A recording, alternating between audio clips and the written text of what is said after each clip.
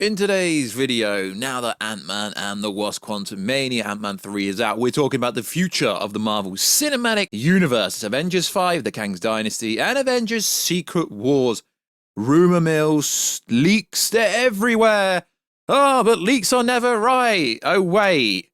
I've got a really good track record of going over leaks that turn out to be true.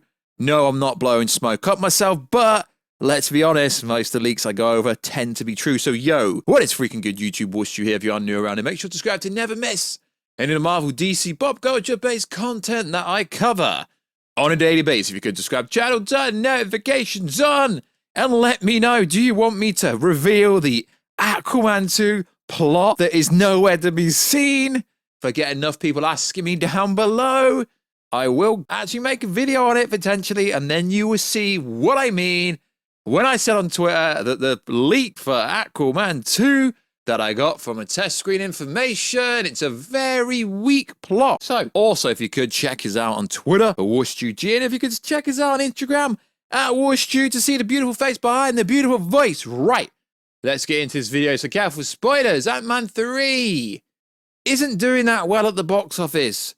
$250 million. It's currently tracking lower than Ant-Man 2, which came out like 4 or 5 years ago, which is terrible for the Marvel Cinematic Universe. And I know what people are going to say, but we're in a different kind of world now. You can't really say that because Spider-Man No Way Home banged, Avatar 2 banged, Top Gun Maverick banged. So many movies have grossed over $1 billion since the world reopened, and gyms in the UK have been open well over a year now, so you can't really use that as an excuse. So it could potentially do well. Hopefully Ant-Man 3 makes at least 700 to 800 million. So this is a huge spoiler. So when they did reshoots for Ant-Man 3, they changed the ending of the movie 1 month to go. So the original ending for this movie was Kang the freaking Conqueror was supposed to get out of the quantum realm, and he was going to leave Hope and Ant-Man in the quantum realm, and that was the original ending. And speaking to a bunch of people privately, the movie would have done so much better with the general population and the general audiences if Kang got out instead of being sucked into the quantum realm source, energy source, and then he returns later down the road as the Beyonder. So information's been going around for the longest time ever that the Kang's Dynasty actually will be delayed to 2026, and that Secret Wars will be put into 2 movies, 2027 and then 2028. I think that makes a lot of sense because quality over quantity is a thing, and Marvel has to make so many changes between now and between the Kang's Dynasty because of the reception, because Kang's reception. Everyone agrees that Jonathan Majors is a very good actor. Everyone knows that. You should have known that before Ant-Man 3. If you've never seen him act in any of the projects, you don't really watch much TV or movies, do you? No, you don't. So Marvel have to make a lot of changes. So careful, spoilers don't ruin your life. So there's a plot leak, plot information going around about the Kang Dynasty and Secret Wars. If you read the comics, you know loosely that they're going to end up in some kind of battle world in Secret Wars. But I always like to go over this kind of stuff. So it is worth saying, I've got no idea when this was actually posted. So Nathaniel Richards recruits the Avengers to fight the Council of Kangs. Now, I presume that's Iron Lad, maybe they're talking about. This information caused controversy over the internet the last few days. Spider-Man is the lead character of the Kang's Dynasty. Now, we know Tom Holland is going to make a lot more money. It does make sense because no one really cares. When I say no one cares, the general audience does not really care for the new Avengers or anything like that. So Ant-Man will play a pivotal role, well, of course it does, because Ant-Man, in theory, kicks us all off. So Doctor Strange doesn't appear in this movie. That's very freaking skeptical, because how OP he is. Featured characters included Thor, Hulk, Captain America, Black Panther, I presume that means Shuri, Captain Marvel, She-Hulk, Kate Bishop, Miss Marvel, Shang-Chi, The Wasp, Stinger, Hank Pym, and Janet Von Dyne, amongst others. Shang-Chi's ring and Miss Marvel bangles are relics of the previous multiversal war and are more powerful weapons to use against the Council of Kangs. Most of this is common knowledge, so anyone could have wrote this. The Council of Kangs wants revenge against Ant-Man and his family, and they killed Janet. Okay, that's kind of spitballing guessing. So I believe it was the Cosmic Circus podcast, something like that, the other day, responded to some kind of tweet saying, yeah, it would have been better if someone from the Ant family died. Yeah, it would have been better if they killed off Ant-Man or Janet, because Janet was down there and they all wanted Janet. Janet was the most wanted person in the quantum realm. Would have made more sense. I don't know why wait until Kang's Dynasty makes any sense. Now, this last line here, I do believe it. Movie ends with the multiverse collapsing and Kang the Conqueror returning as the Beyonder, merging different universes into Battleworld. So, I feel like this is a combination of lots of people's rumors and leaks being smashed into one. It is worth saying they're still writing the movie. It's not being finished being wrote, but it's Marvel. Literally, Multiverse Madness plot leak was bang on. Thor Love and Thunder was bang on. Ant-Man 3 was bang on, even though they did reshoots.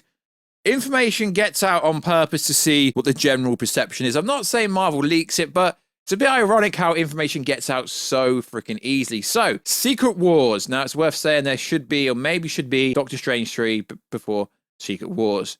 Doctor Strange and Clea arrive in Battleworld and assembles its heroes to fight the Beyonder. Robbie Downey Jr. returns as superior Iron Man from Earth 818, who conspires to steal the Beyonder's power for himself.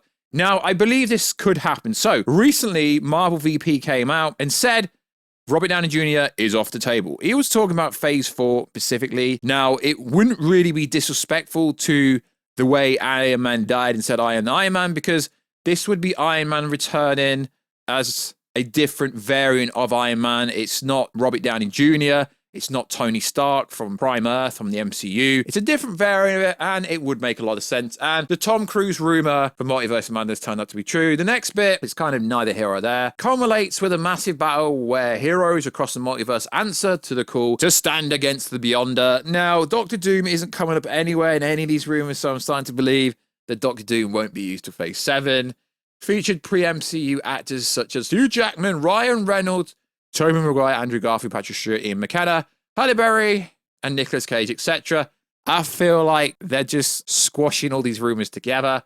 Ends with Nathaniel Richards becoming the new He Who Remains, policing the multiverse. So there's some more information here about who potentially is in the Young Avengers and who will make their debut. A 16-year-old Nathaniel Richards as a Kang variant who is the moral compass of the movie and will be key to finally bringing all the Young Avengers together for the first time ever. V will not be part of the Young Avengers, and she will not be involved when the team get together. If you don't understand the context of me denying V, I'm disproving a certain unnamed scuba between tweets about V being in Young Avengers. So he's talking about Casey Walsh, who recently came out and said, true, and you should see her in Vision Quest along with Vic. Damn, I was trying to save this until I got my counter back. So Casey Walsh is one of these people who always has to be right. I don't know who's right. I don't know who's wrong. I don't take any preferential treatment to any wannabe scooper. I just report what kind of information is going around, and we try and dissect who's right and who's wrong. But overall, I think the plot information for both Kang's Dynasty and Secret Wars is kind of obvious that Secret Wars will culminate a massive multiversal war and some variation in Battleworld. It will be a loose interpretation of the comic book run of Secret Wars, I presume. So it's not really that hard to believe what the information actually said. I just think it's shame that Kang didn't escape and they went with a way of making him the Beyonder. Now, I don't think it's bad that they're going to make him the Beyonder.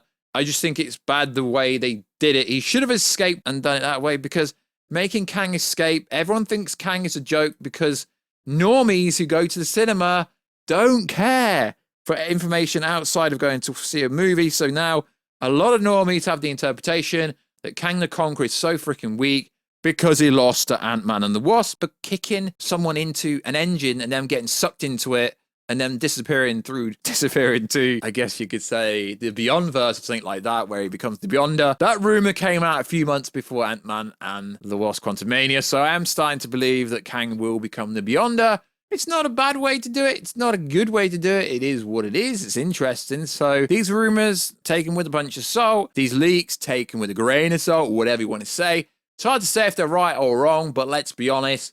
There's been plot leaks and stuff running around for Kang's Dynasty and Secret Wars for years. We even knew there was a Kang's Dynasty. There's been plot information about Secret Wars before Secret Wars was even a thing, even though both aren't actually finished yet. To be honest, the Kang's Dynasty plot does seem a little bit boring.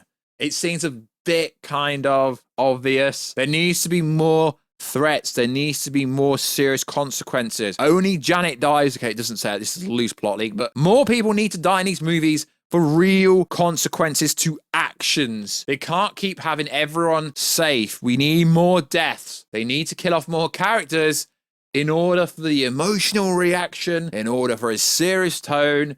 And anyone could have wrote this, to be honest. It's somewhat decent. To say Doctor Strange isn't going to appear in the Kang's Dynasty, I don't know. I presume the Fantastic Four would appear in the Kang's Dynasty and in Secret Wars as well as the Fox version of the X-Men, because we know they're not going to introduce the X-Men or the new MCU X-Men until after Secret Wars, because rights and all that kind of stuff, they can't do it properly yet until after Secret Wars. So what is the freaking point? If they can use Ian McKenna, they can use Hugh Jackman, if they can use Patrick Stewart, why not freaking use them? Because they have the pulling power, and maybe Secret Wars or the Kang's Dynasty will be what Multiverse Madness is going to be, with all these crazy cameos that never turned out to be true. A lot of people would want Robert Downey Jr. to return, as long as he wasn't actually Iron Man. It was a different version of that. There's no problem with that. It doesn't really crush on his kind of death scene. The same with Hugh Jackman returning in Deadpool 3. As long as it doesn't ruin Logan, then it doesn't really matter, and it doesn't ruin anything. So the movie ends with the multiverse collapsed and Kang the Conqueror returning as the Beyonder and merging different universes into Battleworld. Yeah, I mean, cool. That sounds pretty cool, actually. So, like always, guys, check us out on Instagram at Warstu to see the beautiful face behind the beautiful voice. Let me know, do you think this information is true? Would you prefer the original ending for Ant-Man 3 when he escaped the quantum realm and left some of the Ant family in the quantum realm? I think that would have been much, much better. But the way they ended it sets up a much bigger story when Kang the Conqueror makes his return in the Kang's Dynasty. So like always, guys, check it out on Instagram at Warstu to see a beautiful face behind the beautiful voice. Check us out on Twitter, WarstuG. And we'll catch you in another video, guys, very soon. Catch you later.